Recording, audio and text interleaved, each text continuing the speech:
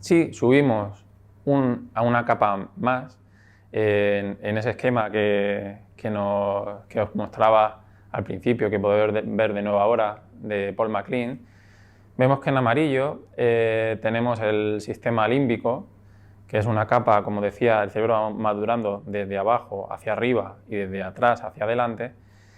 Y esta capa, que está justo por encima del cerebro de reptil, de los ganglios basales y el cerebelo, es una estructura que regula emociones, tiene que ver con la organización social y sirve para la supervivencia, porque ella controla las reglas sociales, el juego, y tiene mucho que ver con los cuidados maternales, es decir, con que nuestra madre tenga un vínculo y nosotros establezcamos un vínculo con nuestra madre, ya que tiene que ver, como decíamos, con la gestión de emociones. El sistema límbico recibe también, al igual que las otras capas, información del mundo exterior a través de los sentidos, que va a llegar al tronco encefálico, y también recibe información de nuestros órganos internos a través del nervio vago, que es el 10º par craneal, o también lo podéis encontrar como neumogástrico, ¿vale? Y tiene que ver mucho con la viscercepción o procesos como sentir hambre, sed, pesadez o todo este tipo de informaciones, o como la recompensa con placer cuando comemos. Todo esto se gestiona en esta estructura, el sistema límbico. También tenemos que tener en cuenta que nuestros recuerdos, nuestros pensamientos pueden evocar también emociones, y todo esto también ocurre gestionado en esta estructura. Dentro del sistema límbico podemos destacar estructuras como la amígdala, que tiene que ver con emociones de cólera, miedo,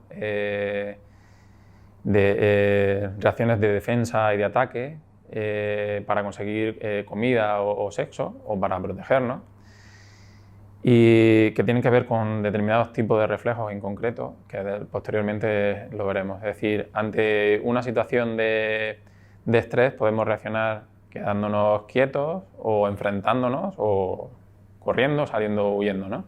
Y toda esta gestión de reacciones se produce o tiene que ver con esta estructura. El hipocampo es una estructura que almacena nuestras experiencias individuales y también está implicada en convertir la memoria a corto plazo en memoria a largo plazo. Por eso cada vez están más en auge metodologías de enseñanza en las que se vincula al proceso de aprendizaje a una emoción, ¿vale? Porque es una forma en la que es mucho más fácil interiorizar y memorizar el proceso cognitivo al que nos enfrentamos, ¿vale? Y también tenemos dentro del sistema límbico el hipotálamo, que es el responsable de la expresión fisiológica de la emoción a través del sistema nervioso autónomo, que tiene conexión nuevamente con el tronco encefálico. Y también está relacionado el hipotálamo, como sabemos, por los ejes de hipotálamo, hipófisis y suprarrenales con todo el sistema hormonal, ¿vale? Produce sustancias químicas de esta estructura que genera la tristeza, la rabia, la sensación amorosa, la satisfacción sexual, regula el hambre, el apetito, regula nuestra temperatura corporal, nuestros ritmos circadianos, es decir, en vigilia y sueño, o los momentos en los que se activa una víscera u otra, ¿vale?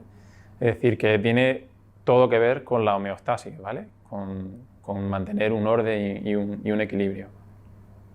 En este esquema,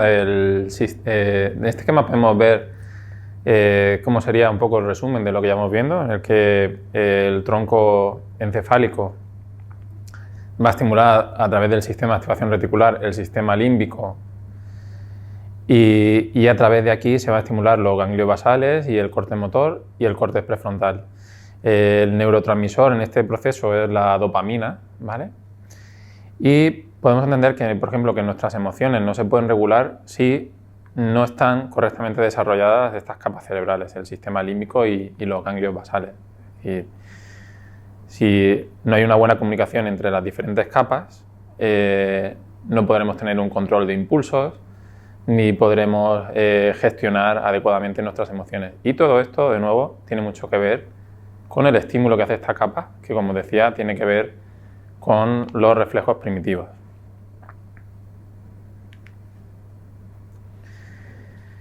Es muy importante para nuestro sistema límbico el juego, ya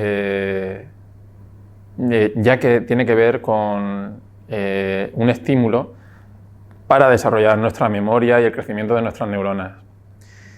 Por eso a los niños tenemos que darle la oportunidad de estimulación, de organizar su cerebro jugando y moviéndose, como decíamos antes. Para que los niños desarrollen su inteligencia necesitan poder moverse de forma activa y divirtiéndose, ¿vale? Porque, como decíamos, el sistema límbico tiene que ver con toda la gestión de las emociones, del placer, de la diversión, y eso va a ayudar a que haya un mejor aprendizaje de todo lo que sucede cuando está implicada una emoción. Si estamos en una situación de estrés o de tensión, esto, por tanto, va a afectar al aprendizaje y a la memoria. Y en presencia de estrés, precisamente se produce una sustancia que se llama encefalina, que está implicada en disminuir el dolor, que puede estar asociado a una situación de estrés, pero también aumenta la hiperactividad y afecta a la memoria. De hecho, hay un experimento que se hizo con ratones en que a unos les ponían en una jaula con muchos estímulos, con ruedas, cintas sin fin para que pudieran correr, mucha estimulación en colores, juegos, y a otros grupos de ratones no se les ponía nada de estímulo, se les ponía de forma que pudieran moverse lo menos posible, y se vio como el hipocampo de los ratones que habían recibido mayor estimulación tenían muchas más conexiones neuronales, tenían mucha más capacidad de memoria y lógicamente mejor motricidad los ratones que habían recibido estímulo. Y en cambio, los ratones que no habían recibido estímulo, aunque se les hubiera permitido ver jugar a los otros, no sucedía nada de esto. Es decir, esto nos hace pensar, por ejemplo, cuando les ponemos a nuestros hijos en los vídeos de Baby Einstein o la tablet, además, como esto no va a inferir tanto en un correcto desarrollo psicomotor y aprendizaje, porque es necesaria una participación activa y recibir estímulo activamente con el juego, ¿vale? Hoy en día esto es complicado por cómo estamos socialmente, pero si lo tenemos en cuenta del conocimiento y se lo transmitimos a los padres de nuestros niños, pues se puede organizar para paliarlo. Es decir, un niño necesita mucho parque y mucha actividad, igual que el experimento de los ratones que hablábamos hace un momento. Los niños que tienen no hay un buen desarrollo del sistema límbico, vamos a encontrar apatía, depresión, o puede haber fatiga generalizada. Podemos encontrar una mala postura, posturas encorvadas, relacionadas con un bajo tono muscular, y también problemas de atención, ¿vale? Los movimientos rítmicos activos y pasivos van a estimular la conexión, como decíamos, entre diferentes capas cerebrales y que lleguen de forma adecuada todas las redes nerviosas al sistema límbico, favoreciendo una mejor funcionalidad de esta estructura, ¿vale? Esto nos va a ayudar a que estos niños tengan una mejor capacidad en cuanto a tener iniciativa para emprender tareas, que sean más asertivos, que tengan un mejor control de impulsos y tengan menos rabietas, ¿vale? Que esto es algo, la rabieta es algo que ocurre en torno a los 2 años y medio, 3, ¿vale? La etapa en la que el niño te monta el circo y te dice, empieza a decir que no sin sentido cuando le propones o le dices cosas y te monta la pataleta. Es normal en esta edad porque lo que están buscando son los límites entre los 2 años y medio, 3 años, y que es cuando está desarrollándose especialmente esta estructura. Pero podemos encontrar niños que o no han tenido fase de rabietas, con lo cual no han tenido esa capacidad quiere decir que no se han inundado de conexiones neuronales esta estructura, el sistema límbico, o niños que permanecen en una fase de rabietas más allá de los 2 años y medio o 3 años, niños con 10 años que siguen teniendo rabietas, y tiene que ver con que, aunque se han inundado de conexiones de esta estructura, el sistema límbico, no ha habido una buena conexión con estructuras superiores como el neocórtex, que es el que tiene que ver con el control de impulsos, ¿vale? Entonces, ambos tipos de comportamientos nos van a decir que esta estructura no está funcionando adecuadamente.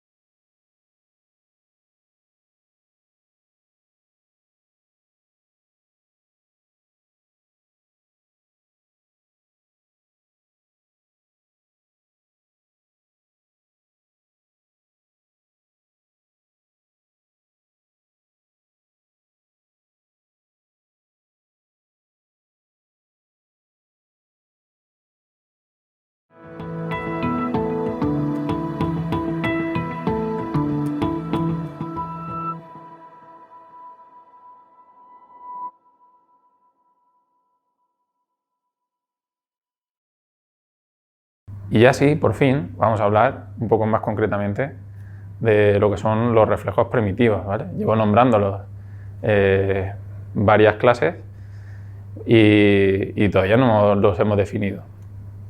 Los reflejos primitivos son movimientos automáticos que están dirigidos desde el tronco cerebral y se ejecutan sin que se involucre la corteza cerebral, es decir, es algo no consciente. Como decíamos, hemos dicho anteriormente, todo el control motor es un proceso automático, ¿vale?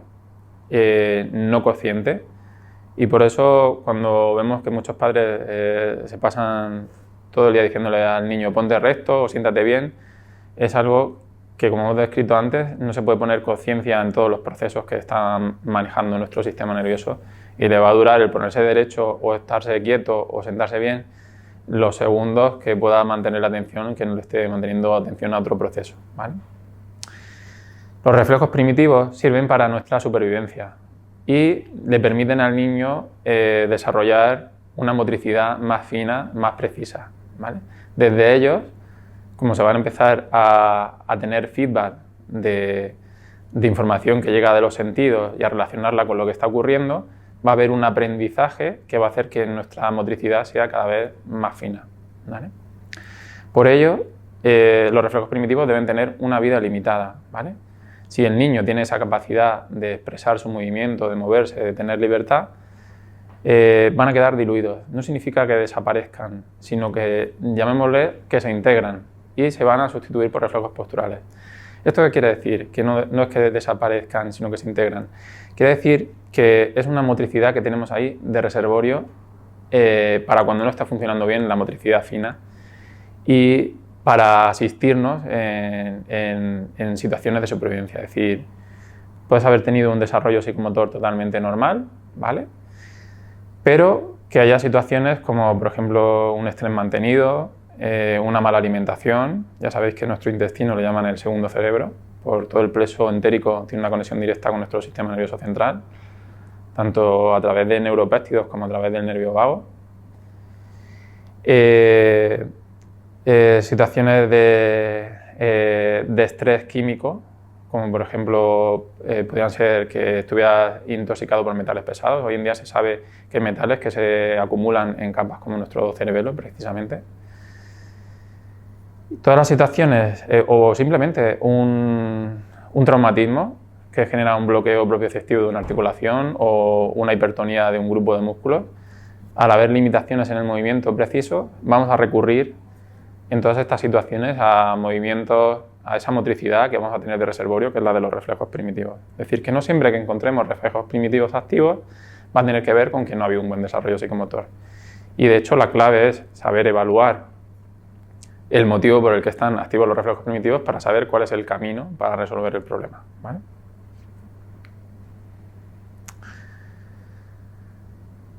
Si tenemos en cuenta los reflejos primitivos y el gesto deportivo, por ejemplo, en caso de no haber tenido un correcto desarrollo psicomotor en la etapa infantil, que tendremos reflejos primitivos retenidos, esto va a condicionar el correcto aprendizaje, por ejemplo, del gesto deportivo y, como es una motricidad más grosera, va a tener que ver con cómo se expresa ese gesto deportivo, ¿vale? Por ejemplo, Como veremos más adelante, si un niño tiene activo un reflejo que se llama tónico asimétrico cervical, que le llaman reflejo del espadachín, que es que el niño cuando gira la cabeza se extiende el brazo y la pierna del lado al que gira y se encoge el contrario, le llaman también reflejo de Magnus, ¿vale? Pues cada vez que, por ejemplo, el niño montando en bicicleta, cada vez que quiera girar hacia la derecha, si cuando gira la cabeza para mirar hacia dónde quiere ir, estira el brazo, pues la bici va a ir para el lado contrario, ¿vale? O se va a sentir muy inseguro cada vez que tiene que tomar una curva, ¿vale? Por ejemplo, hablando de un gesto deportivo, de una actividad como es la bicicleta, si tenemos un reflejo en concreto activo como es el tónico asimétrico cervical.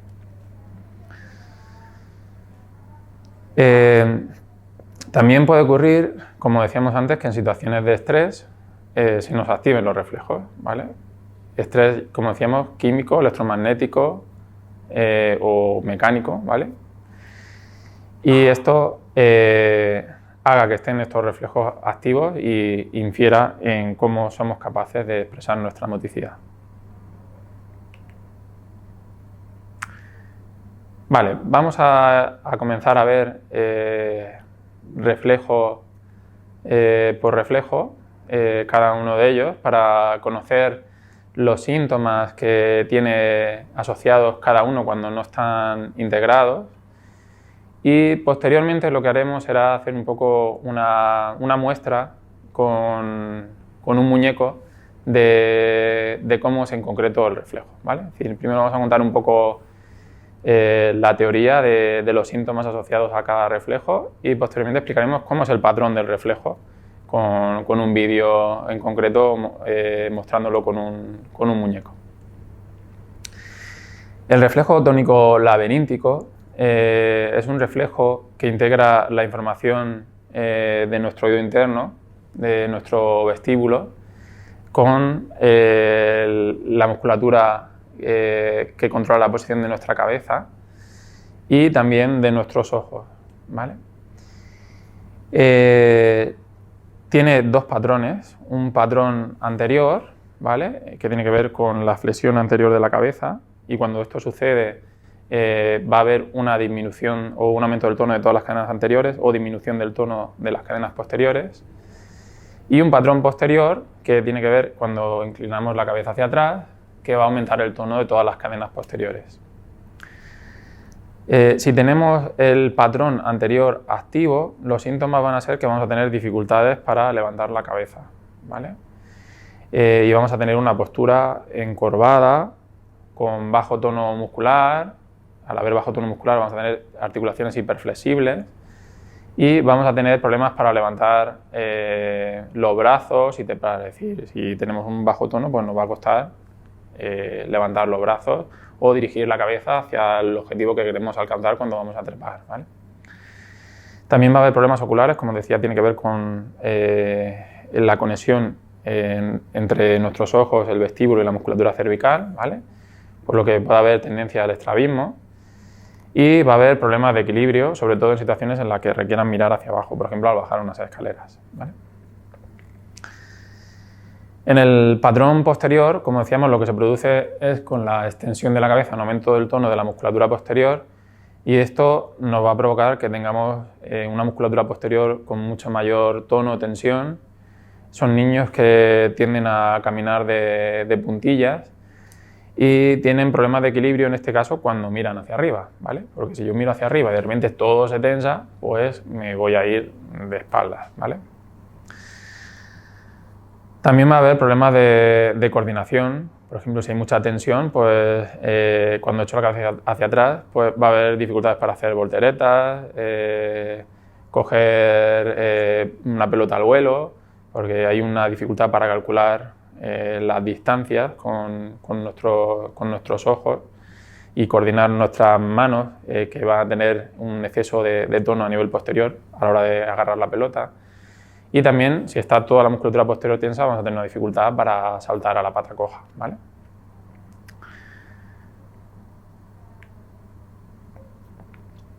En este caso, este reflejo también tiene no solo implicación en el plano, como hemos hablado todo el tiempo, en el plano motor, sino que también una postura encorvada, con bajo tono muscular, va a hacer que percibamos mucho menor estímulo de todo lo que nos rodea, y ello va a inferir, lógicamente, en nuestra capacidad de mantener atención en nuestro entorno, ¿vale? Estos niños que están como metidos, por ejemplo, en el patrón anterior del reflejo, en sí mismos, ¿vale?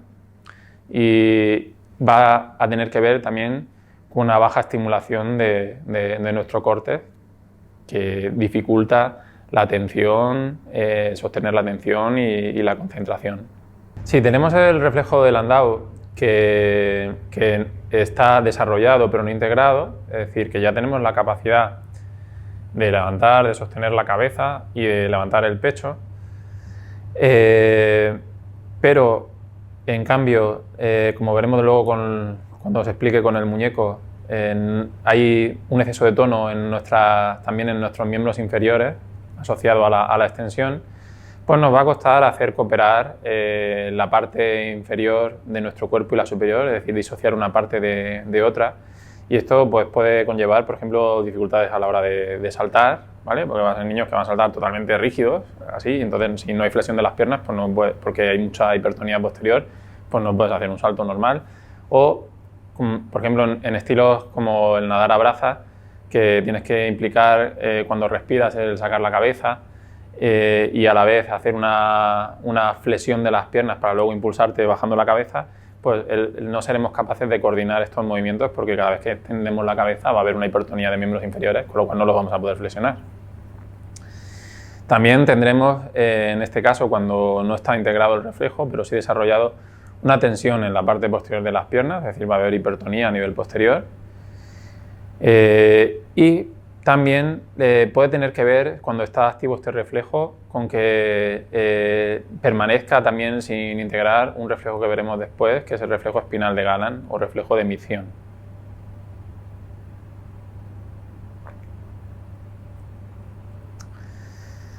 En el caso del aspecto cognitivo, este reflejo va a tener una repercusión, al igual que el tónico laberíntico, con implicar menor estimulación del córtex, con lo cual va a haber una peor atención y concentración cuando no está desarrollado. Y cuando está retenido, es decir, que se ha desarrollado el reflejo pero no se ha integrado, nos va a condicionar, como decía antes, el que no se integre tampoco el reflejo espinal de Galán. Y esto, como veremos cuando hablemos de este reflejo del espinal Galán, va a tener que ver con hiperactividad y a veces problemas de neuresis, ¿vale?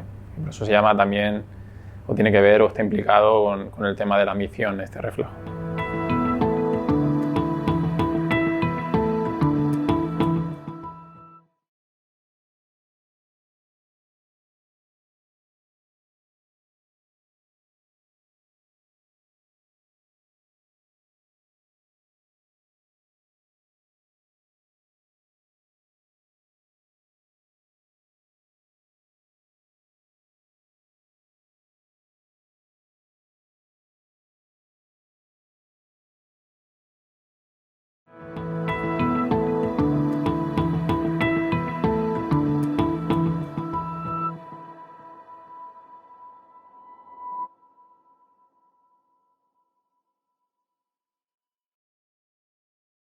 Vamos a hablar ahora también del reflejo tónico simétrico cervical. Como decía, lo vais a entender todo mucho mejor cuando lo mostremos con el muñeco. Y este reflejo nos ayuda a integrar el tónico laberíntico también, igual que ocurría con el Landau, y a reforzar el tono muscular del cuello y la espalda, ¿vale? Es un reflejo que está totalmente relacionado con que el niño sea capaz de pasar, como veremos después, de la posición de decúbito prono a la cuadrúpeda, ¿vale? Con lo cual va a estar totalmente relacionado con que se desarrolle el gateo, es decir, tiene que ver con la capacidad de coordinar la parte superior e inferior del cuerpo, y también tiene que ver con la acomodación visual cerca-lejos. Tiene que ver con la capacidad de acomodar la vista, la flexibilidad en la acomodación que llaman los optometristas, porque el patrón de reflejo hay una parte del reflejo cuando está mirando hacia abajo, que el niño está mirando cerca del suelo. Cuando algo le llama la atención, en la otra parte del reflejo mira hacia arriba y tiene que acomodar la vista lejos. Con lo cual, ahora veremos la implicación que tiene este reflejo. Lo de coordinar, la capacidad de coordinar la parte superior e inferior del cuerpo tiene que ver con que en el patrón de este reflejo cambia la actividad muscular de miembros inferiores y superiores en función de la posición de la cabeza, como veremos después con el muñeco cuando muestre el reflejo. Con lo cual tiene también que ver, por ejemplo, con niños que tienen brazos hiperflexibles o problemas de dificultades para sostenerse apoyados en los brazos, tienen poca fuerza en esta estructura.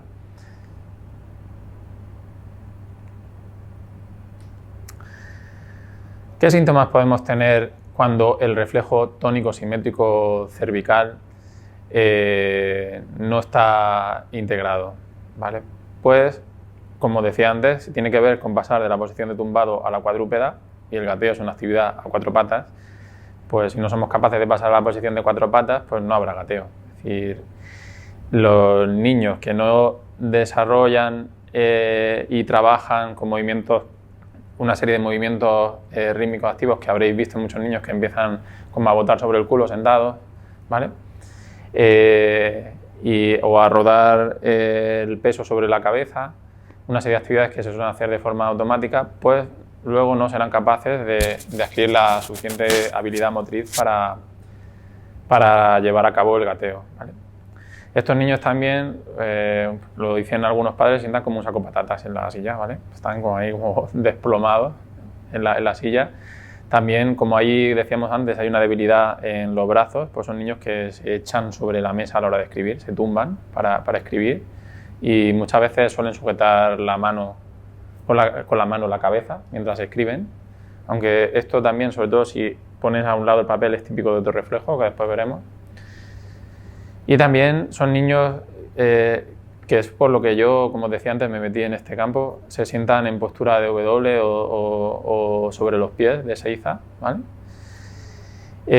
Porque el patrón del reflejo, como veremos después, es que cuando levantas la cabeza se estiran los brazos y se encogen las piernas, con lo cual una forma de bloquear esto es que el niño pone las piernas debajo del culete, las pone W o las engancha de las patas de la silla. También, como tiene mucho que ver con el control motor de la zona lumbar del tronco, lo que llamaríamos el core, ¿vale? Y del suelo pélvico, de la musculatura de la pelvis, pues lógicamente tiene mucho que ver con la estabilidad sentado. Y una forma de tener mayor estabilidad sentado, si no tenemos un buen control motor, es abrir las patas a la mesa, ¿no? Para prolongar una mayor estabilidad, como ocurre en la postura de W.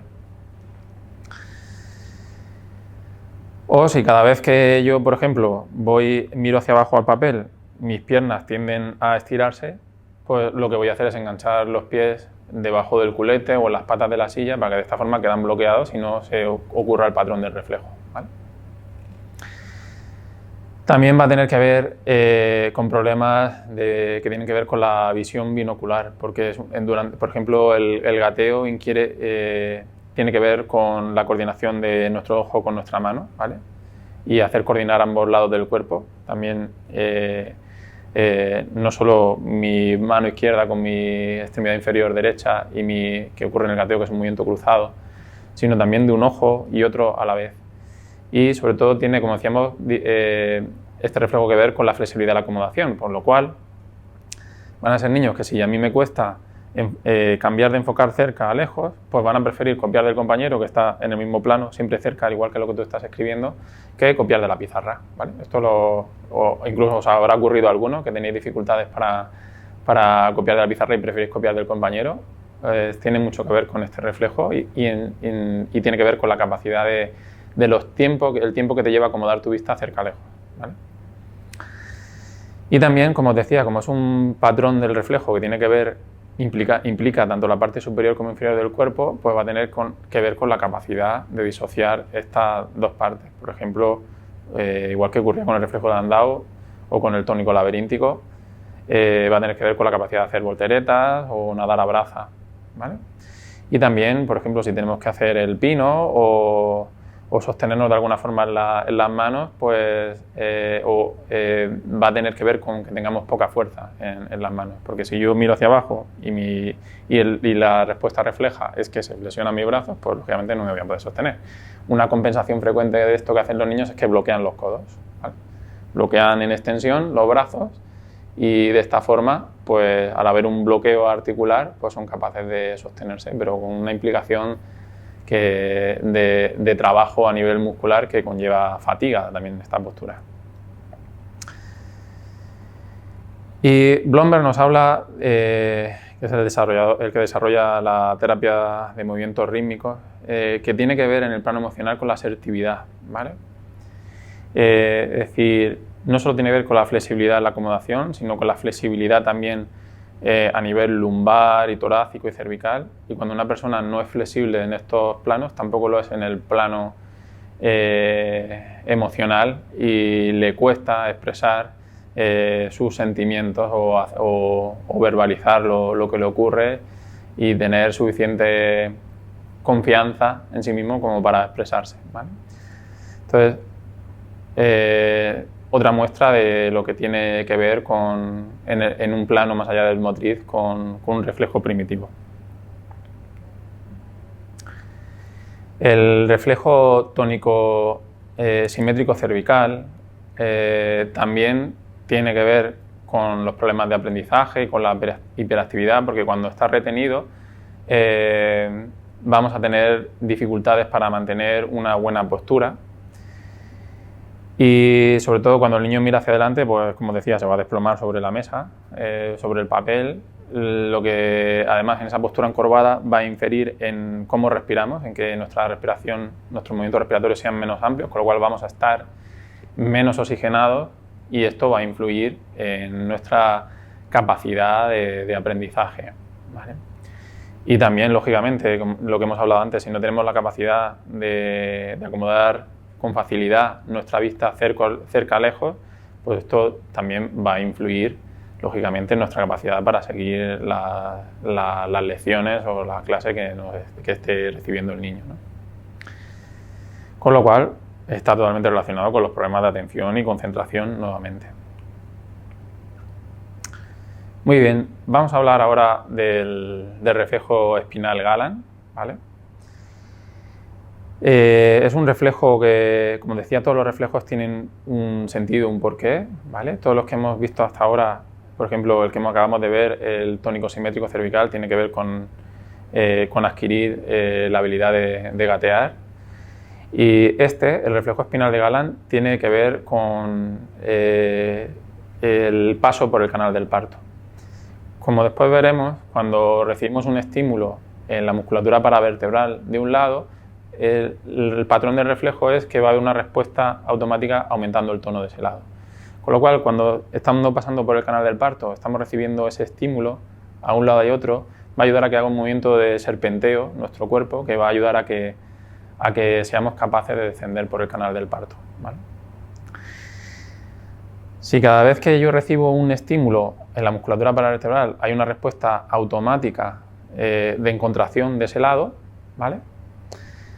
Pues esto va a hacer que cada vez que nos roza la ropa, nos roza el respaldo de la silla, los niños van a desencadenar el patrón de reflejo y le va a ser muy difícil mantener la atención y estar sentados quietos. Entonces, muchas veces una compensación de esto es que se sientan repanchingados, ¿no? Es decir, despegan la parte lumbar del respaldo y quedan apoyados más en la zona torácica, se sientan más sobre la zona glútea y no sobre los isquiones, y es una forma de que no reciba estímulo esta zona. El patrón de reflejo va acompañado, cuando estimulas esta zona, con una contracción también a nivel vesical, ¿vale? Y que se abre el esfínter, con lo cual los problemas de neuresis están muy asociados o muchas veces, pueden haber muchas otras causas, claro, pero muchas veces puede estar implicado en que este reflejo esté retenido o esté activo, ¿vale? Sobre todo cuando no es normal que un niño tenga neuresis o no tenga control ni la defecación ni de orinar. y especialmente tanto enuresis por el día como por la noche, ¿vale? Aunque es más frecuente que permanezca durante más tiempo la de por la noche que la neuresis diurna, ¿no? Porque durante la noche sabéis que hay dos esfínteres, ¿vale? Uno que tiene contracción voluntaria y otro que tiene contracción de nuestro sistema nervioso autónomo, ¿vale? Entonces, por el día podemos mantener la conciencia de mantener un esfínter cerrado, pero por la noche no.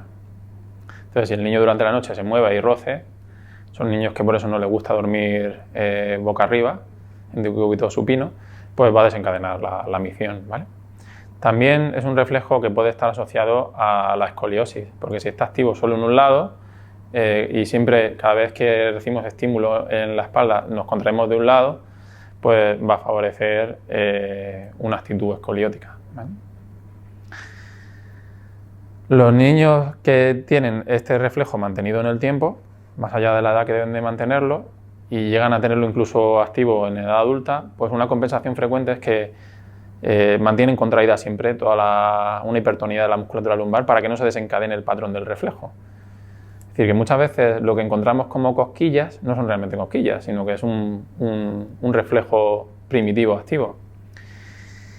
Y entonces estos niños que generan como una coraza de esta zona para que no se exprese el reflejo, pues va a tener mucha rigidez y esto va a dificultar el que sea capaz de colaborar la parte superior de nuestro cuerpo con la inferior. Y también tiene que ver con ser capaces de entrar en contacto con nuestros propios sentimientos. Es decir, como os hablaba antes, si estamos rígidos, pues somos también rígidos no solo en el plano muscular, sino también en el plano emocional. Y vamos a tener una dificultad para conectar con nuestras propias emociones, ¿vale? Hoy en día cada vez hay más investigaciones en este sentido que relacionan la parte motriz con la hormonal o la emocional y conductual, ¿vale? Y tiene toda una lógica porque cómo se regula nuestro tono muscular y la expresión de nuestros movimientos tiene mucho que ver con el filtro que estamos haciendo de lo que nos rodea, ¿no? Y de cómo lo procesamos en base a nuestras experiencias previas y lo que hemos vivido.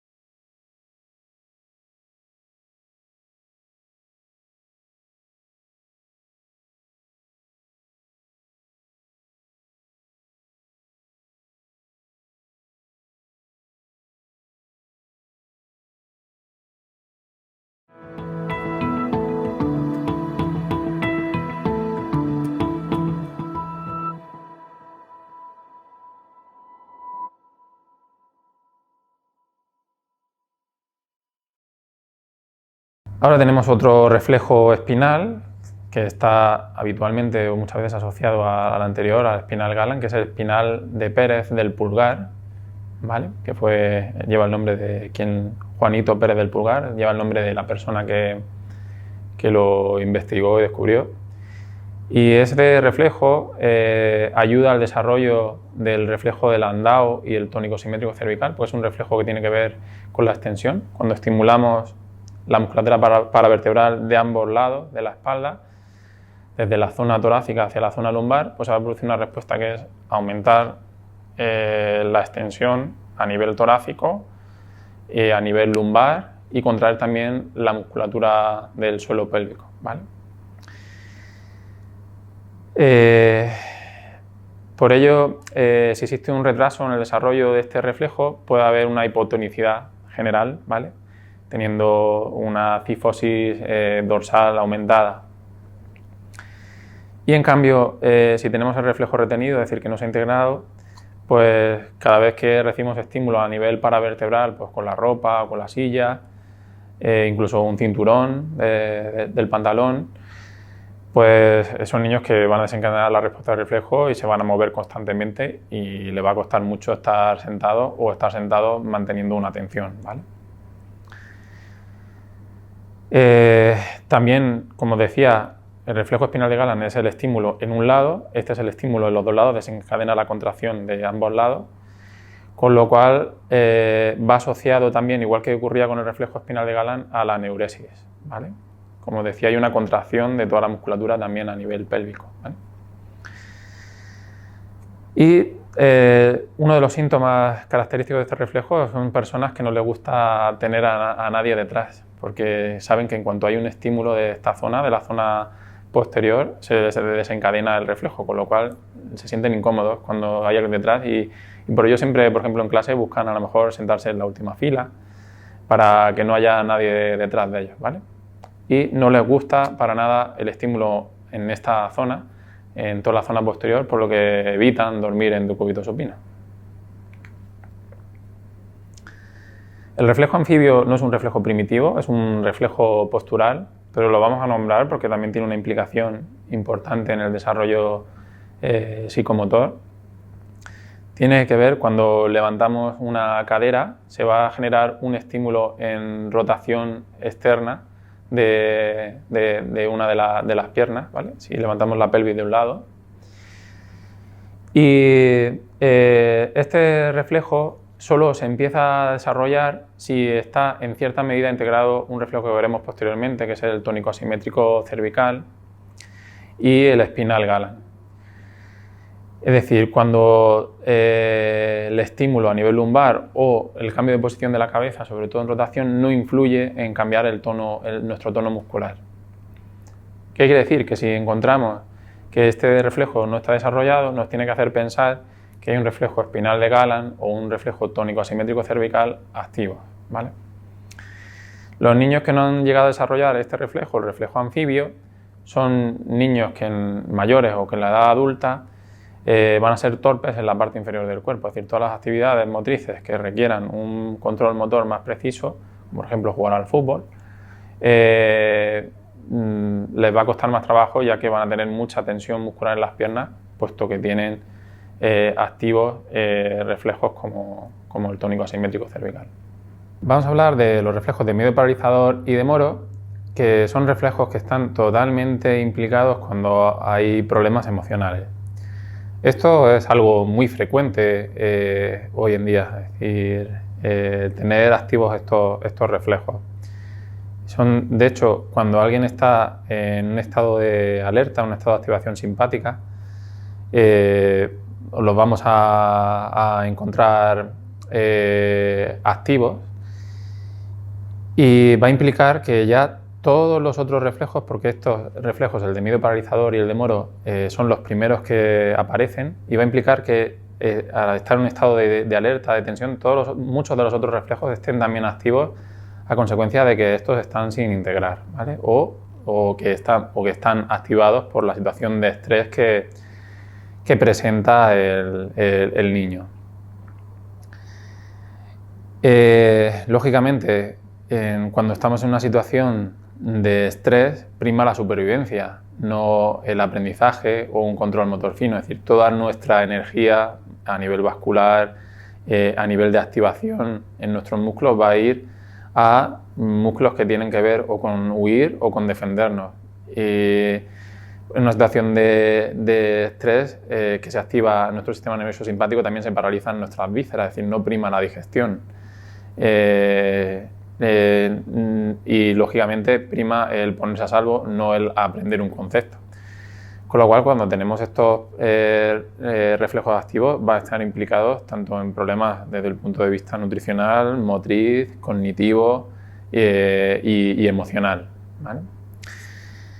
Son niños que, como están en un estado de alerta, es decir, lo que prima es ponerse a salvo, todos sus sentidos van a estar hipersensibles para poder buscar el peligro que les rodea, ¿no?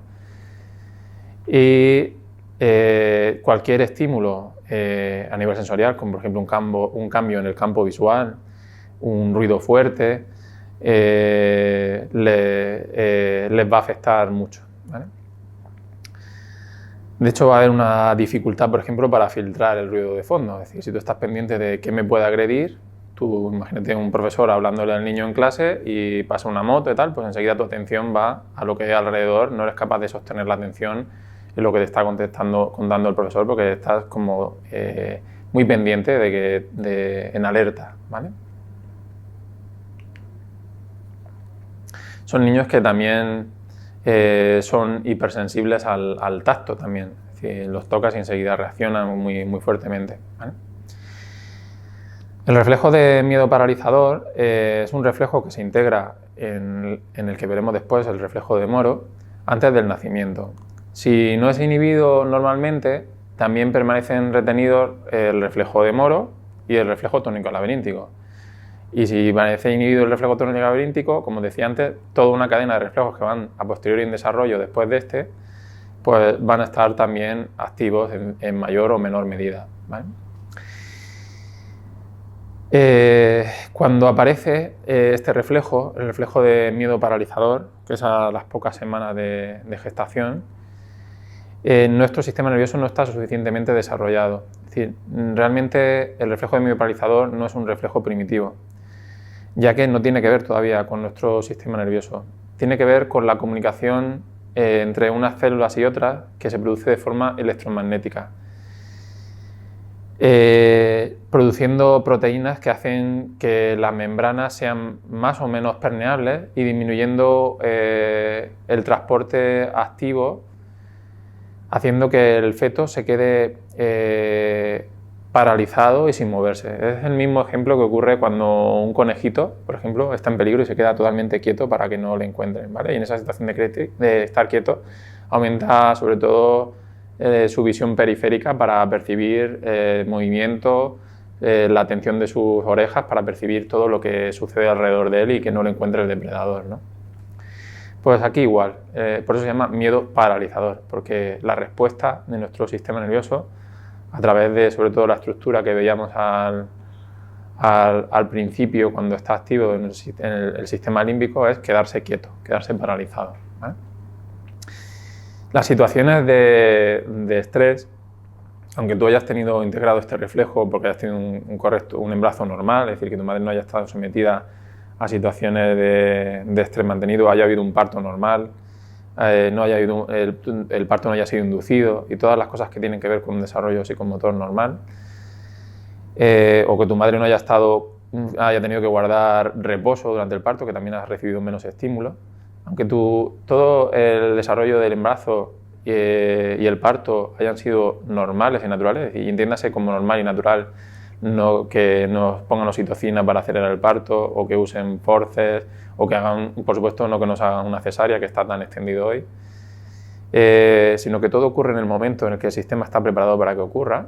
Pues a pesar de que todo esto haya sido normal, puede estar activo el reflejo porque haya situaciones que nos estén agrediendo, como por ejemplo radiaciones electromagnéticas, sustancias tóxicas, metales pesados, pesticidas, que es también tan frecuente. Hay muchos factores de tipo ambiental que pueden mantener una reacción, un estado de alerta. Hoy en día sabemos que también la adrenalina atraviesa la placenta, es decir, que si tu madre tiene un problema emocional, una situación de estrés mantenido dentro del embarazo, la adrenalina va a llegar al feto y esto va a mantener activo este reflejo, ¿vale? ¿Qué síntomas puede tener asociados este reflejo? Que posteriormente no encontraremos el patrón porque ya lo hemos contado, que es que nos quedamos paralizados, ¿vale? Que es una de las formas que tenemos de reaccionar ante el estrés. Pues los síntomas, cuando está activo o retenido, es que vamos a tener una baja tolerancia al estrés. Son niños que se agobian fácilmente, maniáticos y que les cuesta salir de la rutina, porque cuando mantenemos una rutina o un entorno controlado, que es algo que sucede, por ejemplo, mucho con niños autistas, ¿vale? Porque son niños que suelen tener un sistema en estado de alerta, con activación simpática y tienen estos reflejos habitualmente activos. Pues cuando está todo un entorno controlado no hay sorpresas, y si no hay sorpresas pues no hay sobresaltos ni aumenta nuestra tensión. Entonces son niños que no les gusta siempre la misma marca de alimentos, la comida a la misma hora, los cubiertos siempre el mismo, tienen un comportamiento controlador, es decir, que están controlando lo que está haciendo la hermana, el padre, todo lo llevan para adelante, ¿vale? Y además son niños que cuando está activo este reflejo tienen problemas para reafirmarse. Suelen ser niños tímidos, introvertidos, no te miran a los ojos, ¿vale? No te sostienen la mirada, o si la sostienen es porque hayan generado una compensación, que es mantenerla fija, ¿vale? Te fijan la mirada, pero se nota que es ni hay casi ni parpadeo cuando te miran, ¿vale? Y en muchas ocasiones también puede ocurrir lo contrario, es decir, que tengan un carácter oposicionista, desafiante, que es lo que hablábamos al principio de cuando el sistema límbico se había inundado de conexiones, pero no se había establecido conexiones con otras capas y teníamos constantemente rabietas y demás, ¿vale? O son oposicionistas y desafiantes porque no quieren salir de su rutina, ¿vale?